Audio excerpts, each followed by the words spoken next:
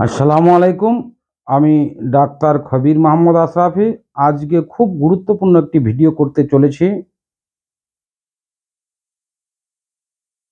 জ্বর, সর্দি, গলা ব্যথা এটি খুব বড় ধরনের রোগ না, কিন্তু অনেক সময় আবার ভয়াবহ আকার ধারণ করে।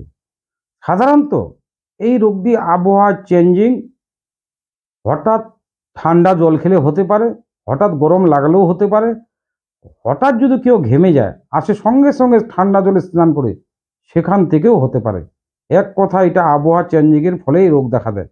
এই রোগ হলে ঢোক গিলতে পারে না, গলায় প্রচণ্ড কষ্ট বোধ হয় এবং গলা ব্যথা করে। তার সাথে সাথে সর্দি হতে পারে, নাক দিয়ে জল ঝরে যেতে পারে, হাঁচি হতে পারে এবং জ্বর হতে পারে। জ্বর সাধারণত 100 থেকে 102 ডিগ্রির মধ্যেও জ্বর আসতে পারে।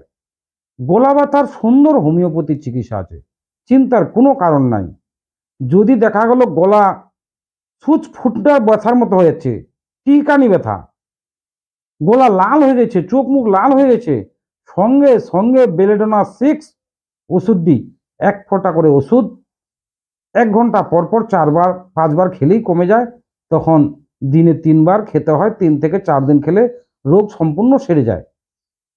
যদি গলা ব্যথা চাপা, তার সাথে সাথে সর্দি এবং কঠিন ব্যথা, একটু ঠান্ডা কিছুতেই সহ্য করতে পারছে না, ঠান্ডা লাগলেই গলা ব্যথা বেড়ে যায়, অস্থির অস্থির মনে হয়, সঙ্গে সঙ্গে রাস্টক্স ওষুধটি 30 পাওয়ার 1 ফোঁটা করে ওষুধ দিনে 3 থেকে 4 বার, আধা কাপ জলে খাওয়ার আধা ঘন্টা আগে নাহলে আধা ঘন্টা পরে খেলেও হবে।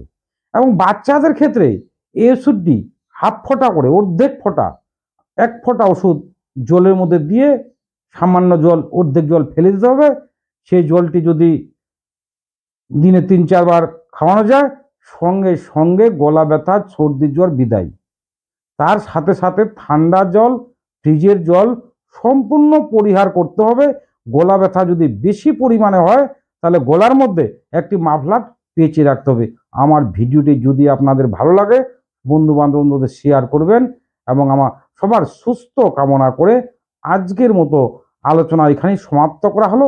আসসালামু আলাইকুম ওয়া রাহমাতুল্লাহি ওয়া বারাকাতুহু।